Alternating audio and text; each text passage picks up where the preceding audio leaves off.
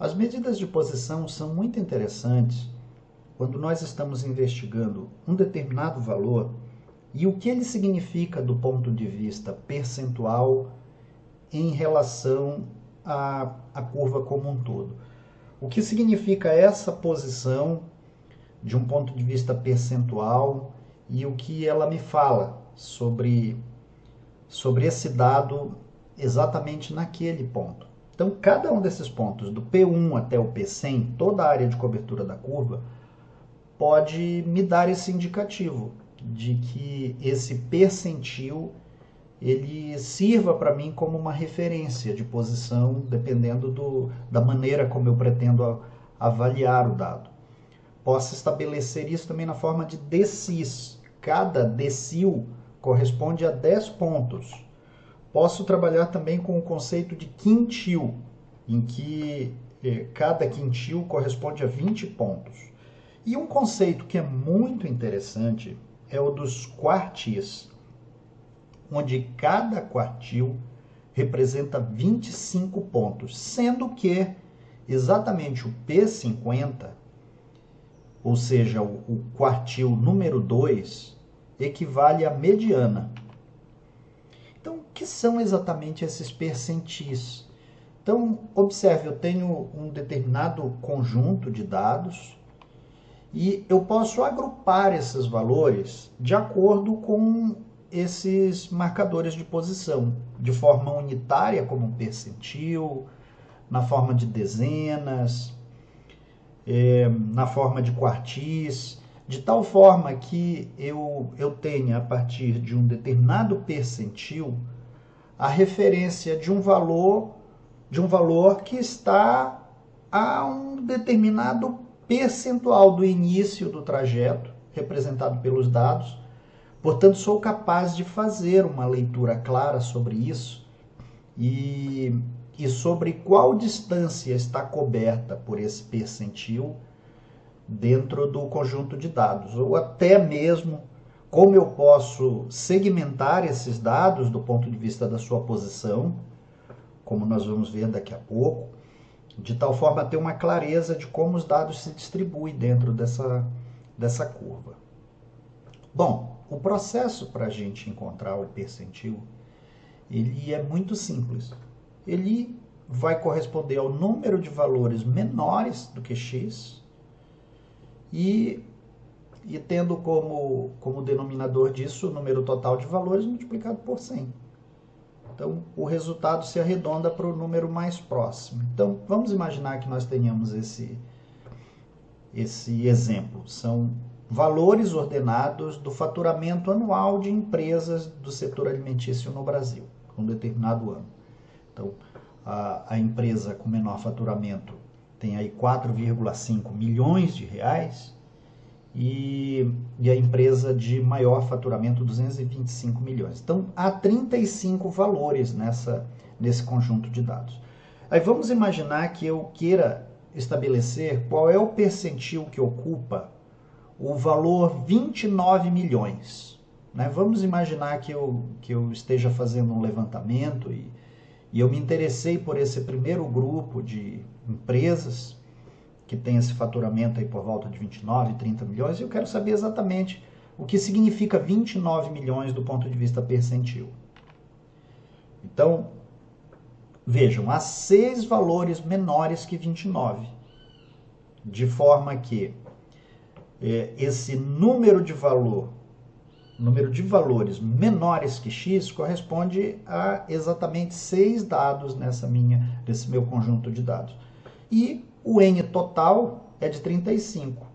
Portanto, isso equivale a 17. Então, isso equivale a dizer que o faturamento de 29 milhões está no 17º percentil. E de uma maneira livre, nós vamos dizer que o faturamento de 29 milhões separa os menores de 17% dos valores dos 83% maiores. Então, ocupando esse 17º percentil, 17% dos valores. Ou seja, então ele a 83% valores que são superiores a esse percentil aí que nós manifestamos o interesse de conhecer. Também é possível partir do caminho inverso, ter o valor do percentil e encontrar um determinado valor, mediante essa pequena fórmula para que nós encontremos o localizador da posição do valor de interesse. Então, o K na fórmula é o percentil em uso, então eu estabeleço o que eu quero conhecer. Vamos imaginar aí no exemplo que seja o 25º percentil, então o valor de K corresponde a 25. E o localizador, portanto, ele vai me ajudar a estabelecer esse valor. Então, de novo, vamos imaginar que nós tenhamos aquele conjunto de dados visto anteriormente do faturamento de empresas e eu quero encontrar o percentil 90. Então, o percentil 90 vai se dar pela razão de 90 por 100 multiplicado por 35, que aproximadamente dá 32.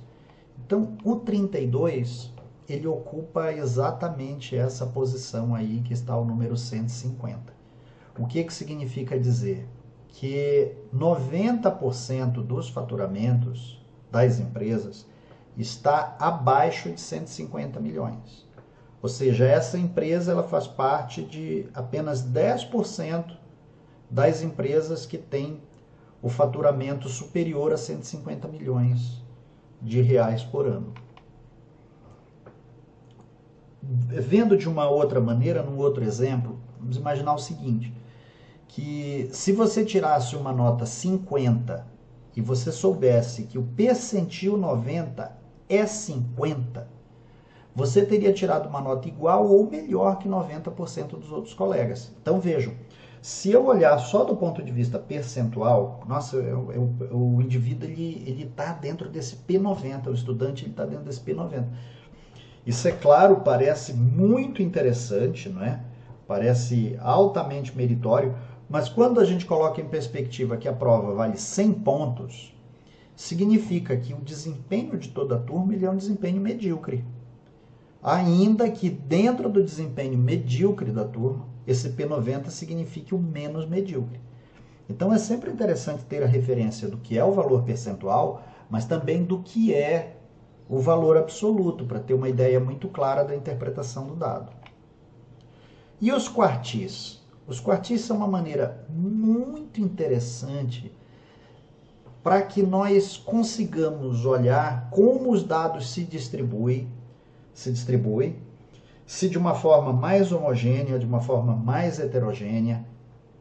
Então nós trabalhamos basicamente com 3 valores, o conceito do quartil superior, do quartil inferior e do quartil central, que é o valor da mediana. O quartil inferior é Q1, o quartil central é Q2 e o quartil superior é Q3. Então, o conjunto de dados ele seria dividido dessa maneira. Esses 2 conjuntos de dados eles seriam divididos desta maneira.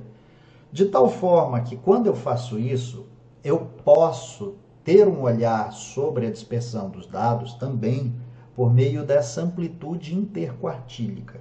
Porque, às vezes, eu tenho uma amplitude total que é muito grande. Mas quando eu reduzo o meu olhar para essa amplitude interquartílica, ela passa a me dar uma outra característica dessa dispersão de dados, né? Então, a posição que esses dados ocupam é exatamente essa. O Q1 correspondendo ao percentil 25, o Q2 ao percentil 50 e o Q3 ao percentil 75. E o diferencial entre Q3 e Q1 serve para mim como uma espécie de mini amplitude. Ou seja, ao invés de eu ter apenas a referência da amplitude total, eu passo a ter uma amplitude apenas em metade do conjunto de dados. Então eu sou capaz de verificar que talvez aquela amplitude total ela não seja tão ilustrativa da realidade dos dados, né? Olhando assim, ó, a amplitude total nesse caso aí seria 9, porque o maior valor de entrada é 10 e o menor valor de entrada é 1. Então 10 menos 1, 9. Se eu utilizar a a amplitude interquartílica, ou seja, Q3 menos Q1, será 4 menos 2, ou seja, de 9 a amplitude caiu para 2 pontos. Então isso é muito interessante para olhar os dados. E sempre levando em consideração que a amplitude interquartílica ela vai se limitar a essa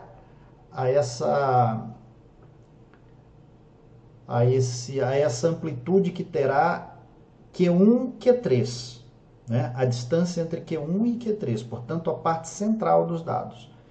Então aí há uma menor influência dos 25% dos dados do conjunto à esquerda, aos extremos inferiores, né, e aos extremos superiores do conjunto da amostra. Então é essa a relação. Eu terei um limite inferior da amostra, o Q1 que corresponde ao P25, o Q2 que corresponde ao P50, que também é a mediana, tem o mesmo conceito de mediana, o Q3 que corresponde ao P75, que é o quartil superior, e enfim terei o limite superior da amostra. Essa é a anatomia desses quartis. Como eu encontro o quartil inferior num conjunto simples de dados? Fazendo uma divisão do número de ocorrências por 4. Do quartil superior, multiplicando o n por 3 e dividindo por 4. E o Q2, vocês lembram, né? N mais 1 dividido por 2.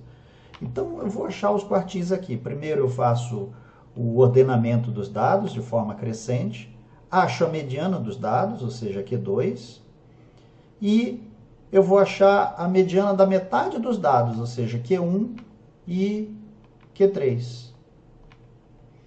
Então, são esses os valores que eu terei. Os valores que eu terei para Q1 será de 5,5, o valor de Q3 equivalerá a 13. E o Q2 correspondendo a 9. Então, é uma maneira muito simples, muito fácil, e nesse conjunto de dados ordenados simples, essa é a maneira com que eu vou estabelecer essa dinâmica de definição dos quartis. Vendo de uma maneira mais visualmente atrativa, há um gráfico, né, que nós chamamos de box plot. É um gráfico com esse formato de caixa e com esses fios verticais. Esse gráfico ele também poderá ser apresentado na horizontal, ok? Mas é muito comum a representação dele assim de forma vertical. Então vejam, o fio superior ele mostra o limite superior da amostra. Esse fio inferior, o limite inferior da amostra. E dentro do box, percebam, o limite superior do box é Q3, o limite inferior Q1, e exatamente esse fio do meio que aparece aí é Q2. Então nós vamos ver como construir um gráfico assim, de acordo com uma exemplificação. Então vamos imaginar que nós tenhamos essa situação no qual um determinado jogador ele tem uma pontuação que vai de 3 pontos até 30. Então, olha só que interessante. É uma amplitude enorme. Olhando logo de cara, respondendo ao item 1, qual que é a amplitude total aí? A amplitude total é o valor superior menos o valor inferior da amostra, ou seja, é de 27 pontos.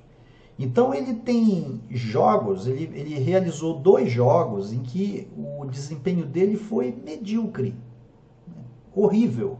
Ele fez só 3 pontos. Enquanto que houve um jogo que ele comeu a bola, né? Ele fez 30 pontos. Então, se eu olhar só para a amplitude total, vai me dar a impressão de que esse sujeito ele é muito irregular do ponto de vista do desempenho dele. E aí talvez esses 2 itens, o item 2 e o item 3, nos ajudem a entender melhor o desempenho dele. Então vamos lá. Então vejam, a frequência, né, dos jogos dele equivale a 11 jogos. Então ele tem um histórico de 11 jogos e de acordo com esses 11 jogos, esse perfil de pontuação por jogo. Então o Q1, que é N por 4, ele vai estabelecer que o Q1 ocupa a terceira posição, ou seja, o Q1 equivale a 6, né? Vejam só, na frequência, na primeira casela ali, 2 mais 1, 3. Então, a terceira posição. Então, ele fez 6 pontos.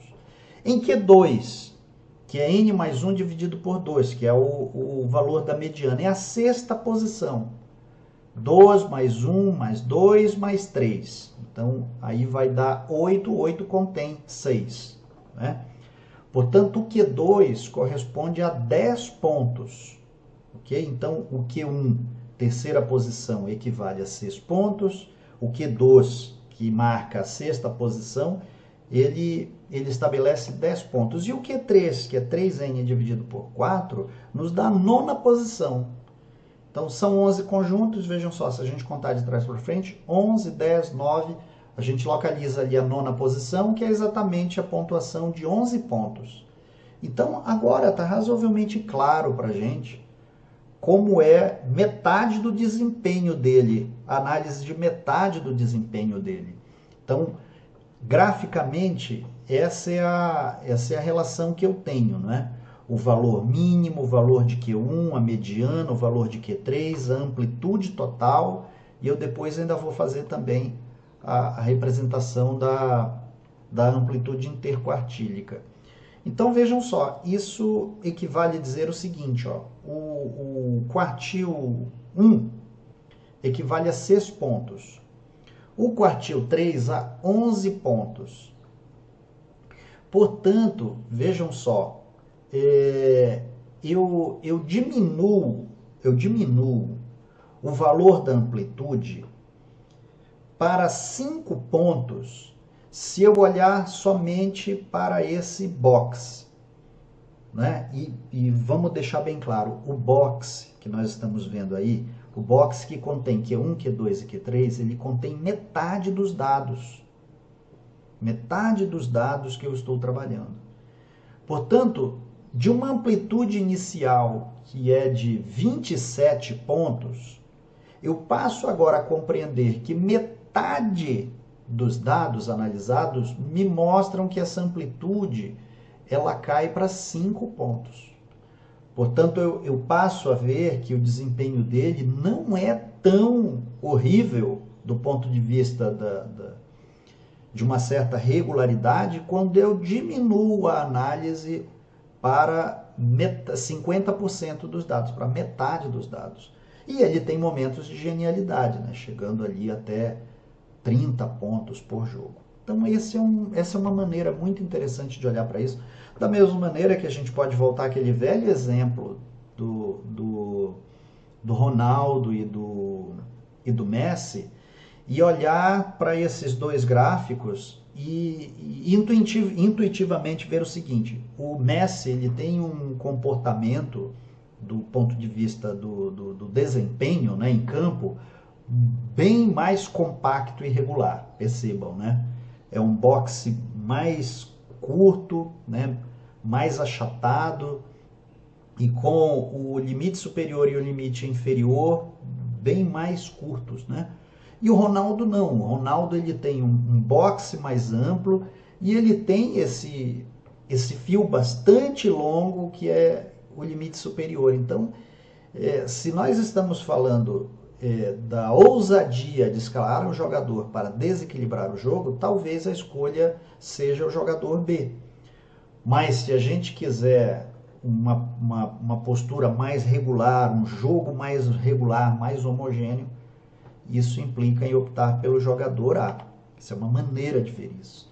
Da mesma maneira que a gente pode olhar para essa campanha, que foi realizada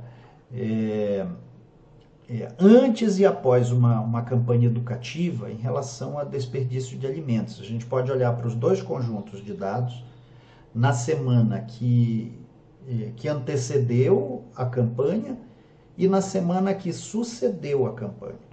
Então a gente vai perceber que após a campanha, o box, que representa metade dos dados, exibe um comportamento no qual o desperdício em gramas de alimentos ele é menor. Então, visualmente, a gente é capaz de dizer que a campanha obteve um bom resultado. Não é? Se nós considerarmos, né, que na primeira semana sem a campanha, o desperdício chegava a quase 1 quilo, percebam, né? No Q3. E na segunda semana pós-campanha, a gente vai ver que o Q3 ele quase traz esse valor para a metade. Então, foi efetiva a campanha. Então, é uma maneira bastante visual de observar como os dados se comportam a partir desse tipo de representação gráfica. Então, dentro de um determinado conjunto de dados, a partir do momento que eu os ordeno e que eu estabeleço os valores desses quartis, o que eu vou ter é esse retrato, né? O da amplitude total, o do valor mínimo, o do valor máximo, o valor de Q1, o valor de Q2, o valor de Q3 e a amplitude interquartílica, que é o diferencial entre Q3 e Q1. Então, um exemplo como esse, desse pequeno conjunto de dados aí, os dados que a princípio me dizem muito pouco em relação ao comportamento desses valores dentro de uma representação gráfica, assim eles ficam muito mais intuitivos, muito mais visuais, muito mais atrativos para uma interpretação. E como nós calculamos percentis em uma distribuição de frequência? Na verdade, não há muita diferença em relação àquilo que nós já fizemos, por exemplo, para o cálculo da mediana. Então, voltando para aquele exemplo do início das aulas, o mesmo exemplo da tomada de idades num grupo de mulheres, nós vamos ter praticamente a mesma fórmula, com a única adaptação que nós vamos fazer é que no lugar de n sobre 2, eu posso definir qualquer valor de interesse. No caso do n sobre 2, é como se eu estivesse marcando P50. Então, nesse caso, eu posso... Nesse caso que não seja mediana, que não seja o P50, eu posso estabelecer qualquer valor para o percentil de interesse ou para o quartil. Então, no caso específico aí do P50, né? Então nós teremos o PK é o 50, porque é o meu percentil de interesse, o P50 é coincidente com o segundo quartil e portanto, equivale à mediana. O valor de N, né? Então essa conta vai resultar em 50. O limite inferior da classe de interesse, né? Porque vejam, o 50 ele se posiciona nessa classe de 27 a 30. A somatória da frequência anterior à classe de interesse, que equivale a 33. 17, que é a frequência da classe de interesse, e a amplitude do intervalo, que equivale a 3. Portanto, esse P50, feita esta conta, resulta em 30, que é exatamente o valor que nós obtivemos quando fizemos o cálculo da média e também quando fizemos o cálculo da mediana. Fazendo um outro exercício, no qual eu tenho como interesse o P75.